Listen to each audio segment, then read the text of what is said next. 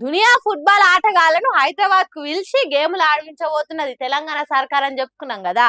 Hago అందుకే CM Revanth Reddy తోపు ఆటగాళ్లతోని పోటీకి దిగుతున్నాడు కాబట్టి వాళ్ళతోని ఆడుడంటే చిన్నగా ఉండదు కాబట్టి ఫుట్బాల్ ఆట ప్రాక్టీస్ చేసిండు.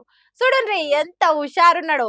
56 ఏండ్ల ఈడులా 20 ఏండ్ల పాడ్సు పిల్లగాని తీరుగా స్టేడియం నలుమూలల ఉరుకులు పరుగులు తీస్తున్నాడు.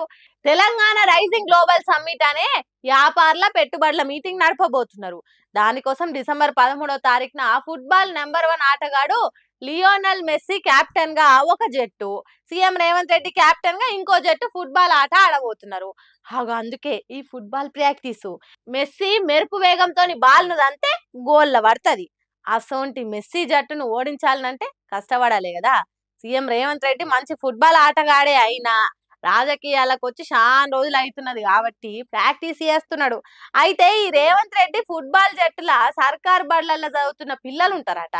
అంటే తెలంగాణ రాష్ట్రంలో సర్కార్ బడులలో చదివే పిల్లలకు ఆటల మీద మోజు పెరిగేటట్టు చేసడే కాదు, రాష్ట్రానికి దేశానికి పేరు తీసుకొచ్చేటట్టు చేస్తున్నాడు అన్నట్టు.